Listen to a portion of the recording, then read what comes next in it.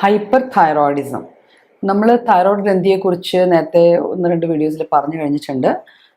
എന്നാലും ജസ്റ്റ് ഒന്ന് ബ്രഷപ്പ് ചെയ്യാം. തൈറോയ്ഡ് ഗ്ലാൻഡ് അല്ലെങ്കിൽ തൈറോയ്ഡ് ഗ്രന്ഥി എന്ന് പറഞ്ഞത് നമ്മുടെ കഴുത്തിൻ്റെ, നമ്മുടെ ഈ തൊണ്ടയുടെ ഫ്രണ്ട് ഭാഗത്തിരിക്കുന്ന ഒരു ബട്ടർഫ്ലൈ ഷേപ്പിലെ ഒരു ഓർഗനാണ്. അതൊരു എൻഡോക്രൈൻ ഗ്ലാൻഡാണ്. അതിൽ നിന്നുണ്ടാവുന്ന ഹോർമോൺസ് എന്ന് പറയുന്നത് നമ്മുടെ T3, T4 തൈറോക്സിൻ ഹോർമോൺസ് ആണ്. ഈ ഹോർമോൺസ് നമ്മുടെ ബോഡിയിലെ പല സിസ്റ്റങ്ങളിലും, skeletal system, bones, heart, brain, nervous system, ഇവയെല്ലാത്തിലും ഏകദേശം നല്ലൊരു ആക്ഷനുള്ള ഒരു ഹോർമോൺസ് ആണ്.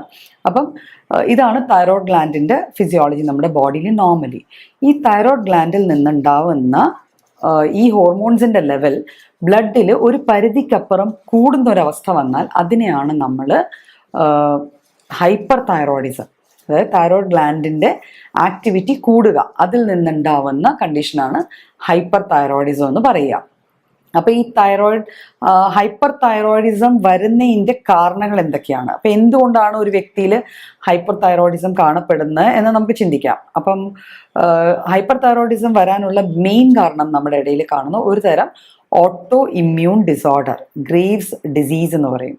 ഈ ഗ്രേവ് എന്ന് പറഞ്ഞാൽ നമുക്കറിയാലോ എന്താ ഗ്രേവ് എന്ന് പറഞ്ഞാൽ നമ്മൾ മരിച്ചു കഴിഞ്ഞ് നമ്മൾ അടക്കുന്ന ശവപ്പെട്ടി, അതിനെയാണ് ഗ്രേവ് എന്ന് പറയുക. അപ്പം നമ്മൾ അങ്ങനെ ഒരു കണ്ടീഷൻ, ഒരു വ്യക്തി മരിച്ചിരിക്കുന്ന പോലത്തെ ഒരു ലുക്കായിരിക്കാം ഈ ഗ്രേവ്സ് ഡിസീസ് ഒരു പരിധിക്കപ്പുറം കൂടിക്കഴിഞ്ഞാൽ കാണപ്പെടുക. അതായത് കണ്ണ് നല്ലപോലെ തള്ളി പുറത്തേക്ക് വെച്ച് ഒരു വികാരവും ഇല്ലാത്ത ഒരു നോട്ടം, അതാണ് ഗ്രേവ്സ് ഡിസീസിൻ്റെ മെയിൻ ഫീച്ചർ. അപ്പോൾ ആ ഒരു ലെവൽ വരെ ഒന്നും സാധാരണ അസുഖങ്ങൾ നമ്മുടെ ഇടയിൽ കാണപ്പെടാറില്ല. എന്നാലും നമ്മൾ ഗ്രേവ്സ് ഡിസീസ് ഉള്ള ഒരാൾ നമ്മുടെ മുന്നിൽ വന്നാൽ പലപ്പോഴും കണ്ണ് പുറത്തേക്ക് തള്ളിയിരിക്കുന്ന ഒരു ഫീച്ചർ, അതിനാണ് എക്സ് ഒപ്താൽമോ ഗോയ്റ്റർ എന്ന് പറയുക. ഗോയ്റ്റർ എന്ന് പറഞ്ഞാൽ തൈറോയ്ഡ് ഗ്ലാൻഡിൻ്റെ സ്വെല്ലിംഗ് പ്ലസ് ഈ കണ്ണ് രണ്ടും പുറത്തേക്ക് തള്ളിയിരിക്കുന്ന ഒരു അവസ്ഥ. അപ്പോൾ ഗ്രേവ്സ് ഡിസീസ് അതൊരു ഓട്ടോ ഇമ്മ്യൂൺ ഡിസീസാണ്. ഈ ഡിസീസിലാണ് യൂഷ്വലി നമുക്ക് ഹൈപ്പർ തൈറോയിഡിസം കാണപ്പെടുക. ഇത് ഹൈപ്പർ തൈറോയിഡിസവും ഗ്രേവ്സ് ഡിസീസും കൂടുതലും സ്ത്രീകളിലാണ്. പുരുഷന്മാരെ അപേക്ഷിച്ച് കൂടുതലും കാണുന്നത് സ്ത്രീകളിലാണ്. പിന്നെ കുടുംബങ്ങളിൽ, അതായത് ഒരു ഫാമിലിയിൽ ഒരാൾക്ക് ഉണ്ടെങ്കിൽ അടുത്ത ആൾക്ക് വരാനുള്ള സാധ്യത, ഒരു ജനറ്റിക് ലിങ്ക് അതിൽ കാണപ്പെടുന്നുണ്ട്. അപ്പം ആ സാധ്യത എപ്പോഴും കൂടുതലാണ്. അപ്പോൾ പലപ്പോഴും നമുക്കിങ്ങനെ എന്തെങ്കിലും ഉണ്ടെങ്കിൽ നമ്മളൊരു ഡോക്ടറെ സമീപിക്കുമ്പോൾ നമ്മൾ പറയേണ്ടതാണ്, നമ്മുടെ അമ്മയ്ക്കോ അല്ലെങ്കിൽ അമ്മമ്മയ്ക്കോ അല്ലെങ്കിൽ ഇന്ന ആൾക്കോ ഇങ്ങനെ ഒരു തൈറോയിഡിൻ്റെ ഡിസ്ഫങ്ഷൻ ഉണ്ടായിരുന്നു, ഇങ്ങനെ ഒരു പ്രശ്നം ഉണ്ടായിരുന്നു എന്നുള്ളത് നമ്മൾ പറയേണ്ടതാണ്. പിന്നെ ഇത് കൂടാതെ വേറെ കുറച്ച് കാരണങ്ങളും കൂടെ ഹൈപ്പർ തൈറോയിഡിസം വരാൻ ഉണ്ടാവാം. നമുക്കറിയാം അയോഡിനും നമ്മുടെ തൈറോയ്ഡ് ഗ്ലാൻഡും തമ്മിൽ ഒരു ഭേദിക്കാൻ പറ്റാത്ത വിധത്തിലുള്ള ഒരു ബന്ധമുണ്ട്.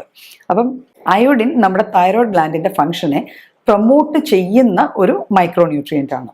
അതുകൊണ്ട് തന്നെ അയഡിൻ്റെ ലെവൽസ് ഒരു പരിധിക്കപ്പുറം നമ്മുടെ ബോഡിയിൽ സപ്ലിമെൻ്റ് എന്ന രൂപത്തിലോ അല്ലെങ്കിൽ വേറെ ഏതെങ്കിലും മെറ്റബോളിക് ഡിസോർഡറിൻ്റെ ഭാഗമായിട്ടോ ഒരു പരിധിക്കപ്പുറം നമ്മുടെ ബോഡിയിൽ കൂടുവാണ്, എക്സസ് അയഡിൻ വരുവാണെങ്കിൽ excess iodine T3, T4 excess ആയിട്ട് കൂടുതലായിട്ട് സെക്രീറ്റ് ചെയ്യാൻ തക്കവണ്ണത്തിൽ അത് തൈറോയിഡിനെ പ്രൊമോട്ട് ചെയ്യും അല്ലെങ്കിൽ സ്റ്റിമുലേറ്റ് ചെയ്യും. അപ്പം അങ്ങനെ വന്നാലും നമുക്ക് ഹൈപ്പർ തൈറോയിഡിസം വരാവുന്നതേ ഉള്ളൂ. പിന്നെ തൈറോയിഡൈറ്റിസ് എന്ന് പറയുമ്പോൾ, ഐറ്റിസ് എന്ന് പറയുന്നത് ഇൻഫ്ലമേഷൻ ആണ്. ഏതൊരു ഗ്രന്ഥിയുടെയും ഐറ്റിസ് എന്ന് പറയുമ്പോൾ അത് ഇൻഫ്ലെയിംഡ് ആവുക, എന്നിട്ട് അതിൽ നിന്ന് തൈറോയിഡൈറ്റിസ് വരുമ്പോൾ അവിടെ ഒരു ഇൻഫ്ലമേഷൻ വന്നു, അവിടെ ഒരു പ്രശ്നം ഉണ്ടാവുന്നു, എന്നിട്ട് തൈറോയിഡിൽ ഉണ്ടാവുന്ന ഹോർമോൺസ് ബ്ലഡിൽ താനെ അങ്ങ് ലീക്ക് ഔട്ട് ചെയ്യുന്നു. അങ്ങനെയും T3, T4 ലെവൽസ് കൂടിയിട്ട് നമുക്ക് ഹൈപ്പർ തൈറോയിഡിസം കാണാം. പിന്നെ പലപ്പോഴും ചില ട്യൂമേഴ്സ് വരാറുണ്ട് ഓവറീസിലും ടെസ്റ്റിസിലും. മെയിൽസിൻ്റെ ടെസ്റ്റിസിലും, പുരുഷന്മാരിൽ ടെസ്റ്റിസിലും, ഫീമെയിൽസിൽ ഓവറീസിലും. ഇത് രണ്ടും ജനനേന്ദ്രിയങ്ങളുടെ ഓരോ ഭാഗങ്ങളാണ്. ഇവയിൽ ട്യൂമേഴ്സ് വന്നു കഴിഞ്ഞാലും തൈറോയ്ഡ് ഗ്ലാൻഡിലെ ഹോർമോൺസിൻ്റെ ലെവൽസ് കൂടാറുണ്ട്. ബിക്കോസ് തൈറോയ്ഡ് ഗ്ലാൻഡിലെ ഹോർമോൺസിന് ഈ അവയവങ്ങളിൽ നല്ലൊരു ആക്ഷൻ ഉണ്ട്. അപ്പോൾ അതിൽ ട്യൂമേഴ്സ് വന്നു കഴിഞ്ഞാൽ അതിനെ കൊമ്പാറ്റ് ചെയ്യാൻ വേണ്ടിയായിരിക്കും പലപ്പോഴും T3, T4 ലെവൽസ് ബ്ലഡിൽ കൂടുക. പിന്നെ ചിലപ്പം തൈറോയിഡിലെയോ പിറ്റ്യൂട്ടറി ഗ്ലാൻഡ് എന്ന് വെച്ചാൽ തൈറോയിഡിനോട് ജോലി ചെയ്യാൻ ഓർഡർ ചെയ്യുന്ന ഒരു ഹോർമോൺ ഉണ്ട്, TSH, തൈറോയ്ഡ് സ്റ്റിമുലേറ്റിംഗ് ഹോർമോൺ. അപ്പം ഈ ഹോർമോൺ വരുന്നത് അവിടെ പിറ്റ്യൂട്ടറിന്നാണ്. പിറ്റ്യൂട്ടറി നമ്മുടെ ബ്രെയിനിലിരിക്കുന്ന, നമ്മുടെ തലച്ചോറിലിരിക്കുന്ന ഒരു ഗ്ലാൻഡാണ്. അപ്പോൾ പിറ്റ്യൂട്ടറി ഗ്ലാൻഡിൽ ഒരു ട്യൂമർ വന്നു, TSHൻ്റെ ലെവൽസ് കൂടുകയാണ്. അപ്പോൾ സ്വാഭാവികമായിട്ട് ആ TSH വന്ന് തൈറോയിഡിനോട് ജോലി കൂടുതൽ ചെയ്യാമെന്ന് പറയുന്നു. തൈറോയിഡ് ആ റെസ്പോൺസ്, ആ ഒരു ഓർഡർ അനുസരിച്ചുകൊണ്ട് ഓവറായിട്ട് വർക്ക് ചെയ്യുന്നതിൻ്റെ ഭാഗമായിട്ട് T3യും T4ഉം ബ്ലഡിൽ ഓവറായിട്ട് റിലീസ് ചെയ്യും. അപ്പോൾ അങ്ങനെയും നമുക്ക് ഹൈപ്പർ തൈറോയിഡിസം വരാം. ഹൈപ്പർ തൈറോയിഡിസത്തിൽ യൂഷ്വലി ഗോയ്റ്റർ വരാറുണ്ട്. ഗോയ്റ്റർ എന്ന് വെച്ചാൽ തൈറോയ്ഡ് ഗ്ലാൻഡിന്റെ വീക്കം. നമ്മൾ കഴുത്തിന് മുൻഭാഗത്ത് ഇവിടെ നല്ല വീക്കമുള്ള ആൾക്കാരെയൊക്കെ കാണാറുണ്ട്. അപ്പോൾ അത് യൂഷ്വലി ഹൈപ്പർ തൈറോയിഡിസം ആയിട്ട് ബന്ധപ്പെട്ടതായിരിക്കും.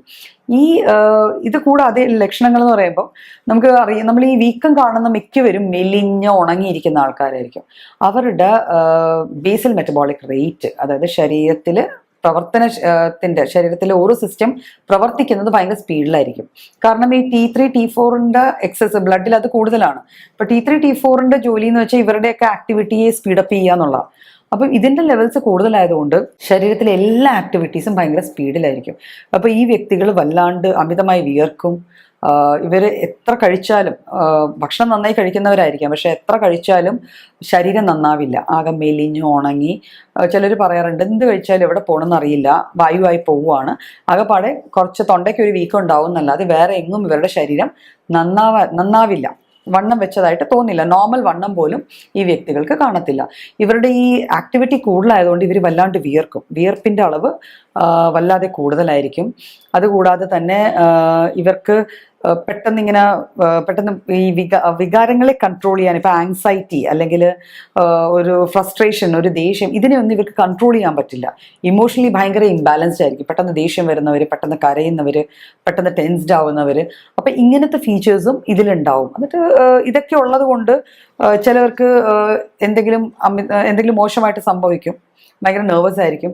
സ്റ്റേജിലൊക്കെ കയറി കഴിഞ്ഞാൽ കൈയൊക്കെ വിറക്കുക, കൈ വിയർക്കുക. വിയർപ്പ് കൂടുതലുള്ളതിൽ കൈ വിയർക്കുന്നത് അമിതമായിട്ടുള്ള ആരെങ്കിലും നമുക്ക് അറിയാവുന്നവരാണെങ്കിൽ അവരുടെ തൈറോയ്ഡ് ഫങ്ഷൻസ് എപ്പോഴും ടെസ്റ്റ് ചെയ്യുന്നത് നല്ലതായിരിക്കും. മിക്കപ്പോഴും ഹൈപ്പർ തൈറോയിഡിസത്തിന്റെ കൂടെയുള്ള ഒരു സിംറ്റമാണ് കൈയും കാൽവെള്ളയും വിയർക്കുക. അപ്പോൾ ഈ പിള്ളേർ പരീക്ഷ എഴുതുമ്പോൾ പേന കൊണ്ട് പേപ്പർ നനയുന്നു, പേന പിടിക്കാൻ പറ്റുന്നില്ല, ഇങ്ങനത്തെ ഇഷ്യൂസൊക്കെ അതിൽ വന്നു ചേരാറുണ്ട്. പിന്നെ ഒരു കാര്യത്തിൽ കോൺസെൻട്രേറ്റ് ചെയ്യാൻ പറ്റില്ല. എന്തെങ്കിലും ചെയ്യാനിരിക്കുവാണെങ്കിൽ അത് ചെയ്യാൻ പറ്റില്ല.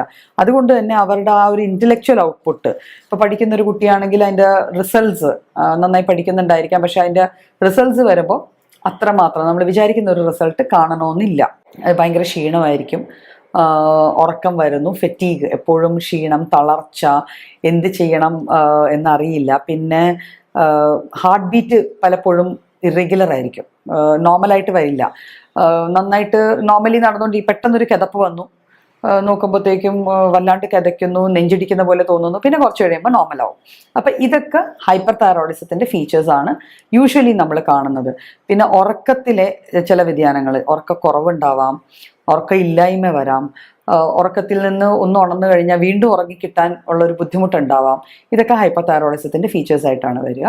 പിന്നെ സ്കിന്നിൽ ഈ എപ്പോഴും വിയർപ്പ് കൂടുതലാണെന്ന് പറഞ്ഞല്ലോ, അതുപോലെ തന്നെ സ്കിന്നിൻ്റെ അപ്പൻഡേജസ് ആയ ഹെയർസ്, രോമങ്ങളൊക്കെ ബ്രിട്ടലായി പോവും, പെട്ടെന്ന് മുടിയൊക്കെ ഇങ്ങനെ പൊട്ടിപ്പോവും. അപ്പോൾ വളരുന്നതിന് പകരം പൊട്ടിപ്പോവുക, കുറേ അധികം മുടി ലോസ് ചെയ്യുക, ഹെയർ ലോസ് ഉണ്ടാവുക, ശരീരത്തിൽ ഈ വിയർപ്പ് കൂടുന്നത് കൊണ്ട് സ്കിൻ ഇൻഫെക്ഷൻസിനുള്ള ചാൻസസ് വരിക, ചൊറിച്ചിലുണ്ടാവുക. പിന്നെ പെൺകുട്ടികളിലൊക്കെ ആണെങ്കിൽ ബ്രസ്റ്റ് ഡെവലപ്മെൻറ്റ് പ്രോപ്പർ ആയിരിക്കില്ല, അപ്പം വളർച്ചക്കുറവ് അത് എവിഡൻ്റ് ആയിരിക്കും. പിന്നെ പീരിയഡ്സിൽ, മെൻസസിൽ ഉണ്ടാവുന്ന വേരിയേഷൻസ് ആയിരിക്കും പലപ്പോഴും മെയിനായിട്ട് നമ്മളിതിൽ നോട്ട് ചെയ്യുക, ഇതെന്താ ഇങ്ങനെ വരുന്നത്. അപ്പം ഇതിൻ്റെ ഒരു സൈഡ് ആയിട്ട് തന്നെ PCOD ഡെവലപ്പ് ചെയ്യുക, ഇങ്ങനെ കുറേ ഫീച്ചേഴ്സ് ഹൈപ്പർ തൈറോയിഡിസത്തിൻ്റെ കൂടെ വരാറുണ്ട്. പിന്നെ പലപ്പോഴും ഹൈപ്പർ തൈറോയിഡിസം വരാനുള്ള വേറൊരു കാരണം എന്ന് വെച്ചാൽ ഹൈപ്പോ തൈറോയിഡിസം ഉണ്ടായിട്ട് ഒരു വ്യക്തി മെഡിസിൻസ് കഴിക്കാൻ തുടങ്ങുകയാണ്. ഹൈപ്പോ എന്ന് വെച്ചാൽ തൈറോയ്ഡ് കുറഞ്ഞു നിൽക്കുന്ന ലെവലിൽ നിന്ന് മെഡിസിൻസ് കഴിക്കാൻ തുടങ്ങുമ്പോഴാണ് പലപ്പോഴും ഈ മെഡിസിൻസ് റെഗുലേറ്റഡ് ആയിട്ട് കഴിക്കുന്നില്ല, റെഗുലർ ചെക്കപ്സ് ഇല്ലാതെ കഴിക്കുന്നു, ഒരേ ലെവലിൽ അങ്ങ് കഴിച്ചു പോവുകയാണെങ്കിൽ പലപ്പോഴും കാർഡിയാക് അറസ്റ്റ് പോലെ, അതായത് ഹൃദയസ്തംഭനം വരെ ഉണ്ടാവാം. അതുകൊണ്ട് ഒരിക്കലും തൈറോയ്ഡ് മെഡിസിൻസ് കഴിക്കുമ്പോൾ ഒരു എൻഡോക്രൈനോളജിസ്റ്റിൻ്റെയോ അല്ലെങ്കിൽ ഏതെങ്കിലും ഒരു ഡോക്ടറിൻ്റെയോ അഡ്വൈസ് ഇല്ലാതെ അത് കണ്ടിന്യൂ ചെയ്ത് പോകാൻ പാടില്ല. അതിന് റെഗുലർ മോണിറ്ററിങ് അത്യാവശ്യമായിട്ടും വേണ്ടതാണ്. പിന്നെ എങ്ങനെയാണ് നമ്മൾ ഇത് ഉണ്ട് എന്ന് നമുക്കറിയാം. നമുക്ക് ഒരാൾ നമ്മുടെ അടുത്ത് വരുവാണ്, അല്ലെങ്കിൽ നമ്മളുടെ ചുറ്റും നമ്മുടെ പരിചയത്തിലുള്ള ഒരാൾക്ക് ഒരു ഹൈപ്പർ തൈറോയിഡിസം ആണ് സംഭവം എന്നറിയാൻ എന്തൊക്കെയാണ് നമുക്ക് ആദ്യം കിട്ടുന്ന ഇൻഡിക്കേഷൻസ്. ആദ്യത്തെ ഇൻഡിക്കേഷൻ എന്ന് വെച്ചാൽ ഈ പറഞ്ഞ പോലെ ആവശ്യമില്ലാതെ ഒരു ഉത്കണ്ഠയോ ടെൻഷനോ നെർവസ്നെസ്സോ കൈവിറയലോ കൈ വിയർക്കലോ പെട്ടെന്ന് വെട്ടി വിയർക്കലോ ഇങ്ങനെ പെട്ടെന്നൊരു കുറച്ച് നാൾ കൊണ്ട് കാണപ്പെടുന്ന ഒരു ഫീച്ചറായിട്ട് വരിക. ഭക്ഷണം പ്രോപ്പറായിട്ട് കഴിക്കുന്നുണ്ടെങ്കിലും വെയിറ്റ് കുറയുന്നതായിട്ട് തോന്നുക, നെഞ്ചിടിപ്പും പൾസ് റേറ്റും ഒക്കെ കൂടുന്നത് പോലെ തോന്നുക. പിന്നെ ഞാൻ പറഞ്ഞല്ലോ ഗ്രേവ്സ് ഡിസീസിന്റെ ഫീച്ചർ, അതായത് കണ്ണ് പുറത്തേക്ക് തള്ളി വരുന്നുണ്ടോ എന്നുള്ളത്. അപ്പോൾ ചില അമ്മമാർ പറയാറുണ്ട് ഒന്നുമില്ല, 2 ഉണ്ണക്കണ്ണ് മാത്രമേ ഉള്ളൂ, അല്ലെങ്കിൽ വരാക്കണ്ണനെ പോലെ ഇരിക്കുവാണ്, ഇങ്ങനെയൊക്കെ കുറേ വാചകങ്ങൾ പറയാറുണ്ട്. ഫുഡ് നന്നായി കഴിക്കുന്നുണ്ട് പക്ഷെ നന്നാവുന്നില്ല. അതാണ് അവർ ഇൻഡിക്കേറ്റ് ചെയ്യണത്. അത് പലപ്പോഴും ഹൈപ്പർ തൈറോയിഡിസത്തിന്റെ ഒരു ലക്ഷണമായിരിക്കാം. ഇത് കൂടാതെ തൈറോയ്ഡ് ഗ്ലാൻഡ് എൻലാർജ്, ഞാൻ നേരത്തെ പറഞ്ഞു, ഇത് ഗോയിറ്റർ അതിൻ്റെ കൂടെ തന്നെ കാണാം. പിന്നെ നമ്മൾ കുറച്ചുകൂടെ അഡ്വാൻസ്ഡ് ആയിട്ട് പോവുകയാണെങ്കിൽ കൊളസ്ട്രോൾ ചെക്കപ്പ് ചെയ്യാം. അതായത് തൈറോയിഡിൽ നമ്മുടെ ബേസിക് മെറ്റബോളിക് റേറ്റ് കൂടുന്നതുകൊണ്ട് നമ്മുടെ ശരീരം കുറേ അധികം എനർജി എടുത്തിട്ടാണ് ഓരോ കാര്യങ്ങൾ ചെയ്യുന്നത്, കുറേ അധികം. അപ്പം കൊളസ്ട്രോൾ ലെവൽസ് ഒക്കെ പെട്ടെന്ന് ഡിപ്പ് ചെയ്യും. നമ്മുടെ ബോഡിയിലെ ഫാറ്റ് മെറ്റബോളിസത്തെ ബാധിച്ചുകൊണ്ട് കൊളസ്ട്രോൾ ലെവൽസ് ഡിപ്പ് ചെയ്യും. അപ്പോൾ കൊളസ്ട്രോൾ ലെവൽസ് നോക്കിക്കഴിഞ്ഞാൽ നമുക്ക് ഹൈപ്പർ തൈറോയിഡിസം ഉണ്ടോ ഇല്ലയോ. അത് പക്ഷേ ഒരു കുറച്ചുകൂടെ മുന്നോട്ട് പോയ ഒരു ഇൻവെസ്റ്റിഗേഷൻ. നമ്മൾ സാധാരണഗതിയിൽ തൈറോയ്ഡ് ഫംഗ്ഷൻ നോക്കി തന്നെ ബാക്കിയുള്ള സിംറ്റമറ്റോളജിയും കൂടെ അസസ് ചെയ്തിട്ട് തന്നെയാണ് ഇത് ചെയ്യണം. അപ്പം ഈ തൈറോയ്ഡ് ഫംഗ്ഷൻസിനെ പിന്നെ നമ്മൾ റെഗുലേറ്റ് ചെയ്യണം, നോർമലൈസ് ചെയ്യണം.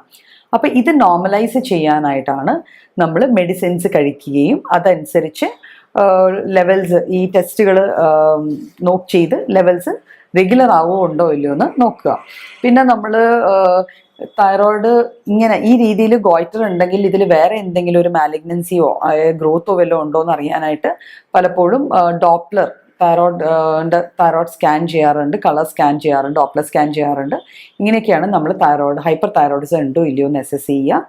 ഹൈപ്പർ തൈറോയിഡിസം ഉള്ളൊരു കേസിൽ നമ്മൾ അയഡിൻ ഇൻടേക്ക് കുറയ്ക്കുകയും ഏതെങ്കിലും വിധത്തിൽ ഈ തൈറോയിഡൈറ്റിസോ അങ്ങനത്തെ ഫീച്ചേഴ്സോ എന്തെങ്കിലും ഉണ്ടെങ്കിൽ അത് കണ്ടെത്തി അതിന് മെഡിക്കൽ എയ്ഡ് തേടുക തന്നെയാണ് ചെയ്യേണ്ടത്. ഡയറ്റിൽ വലിയ റെഗുലേറ്ററി ഇത് വരില്ല, പക്ഷേ അയഡിൻ ഇൻടേക്ക് കുറയ്ക്കാനാണ് നോക്കേണ്ടത്. സാധാരണ അയഡിൻ ഫോർട്ടിഫൈഡ് ആയിട്ടുള്ള ഫുഡോ അതൊന്നും നമ്മൾ എടുക്കാതെ അയഡിൻ ഇൻടേക്ക് മിനിമൈസ് ചെയ്തിട്ട് തൈറോയ്ഡ് ഫംഗ്ഷനെ നോർമലൈസ് ചെയ്യാനാണ് നോക്കേണ്ടത്. അപ്പം അതിനുള്ള മെഡിക്കേഷൻസും ഇതുപോലെ വിദഗ്ധമായ ഏതെങ്കിലും ഒരു ഡോക്ടേഴ്സിനെ കണ്ടിട്ട് നമ്മൾ പ്രോപ്പർ കേസ് ടേക്കിംഗ്, അതിൻ്റെ റീസൺസ് എന്താണെന്ന് നോക്കി ആ രീതിയിൽ അസസ് ചെയ്ത് ഹാൻഡിൽ ചെയ്യാവുന്നതേ ഉള്ളൂ. അപ്പോൾ ഹൈപ്പർ തൈറോയിഡിസത്തെക്കാളും കുറച്ചുകൂടി ഗ്രേവ് ആയിട്ടുള്ളൊരു കണ്ടീഷൻ ആണെന്നുള്ള എപ്പോഴും നമ്മുടെ മനസ്സിൽ വേണം. തൈറോയ്ഡ് ഡിസ്ഫങ്ഷൻ ഉള്ള ഒരാൾക്ക് ഹൈപ്പർ തൈറോയിഡിസം ആണെങ്കിൽ അത് പ്രോപ്പറായിട്ട് മെഡിക്കലി മാനേജ് ചെയ്തേ പറ്റൂ. അങ്ങനെ ചെയ്യാത്ത പക്ഷം വലിയ കാർഡിയാക് ഇൽനെസസ് അല്ലെങ്കിൽ മെൻ്റൽ ഇൽനെസസ് അവിടം വരെയൊക്കെ നമ്മുടെ തൈറോയ്ഡ് ഡിസ്ഫങ്ഷൻ കൊണ്ട് എത്തിച്ചു ചേർക്കാവുന്നതേ ഉള്ളൂ.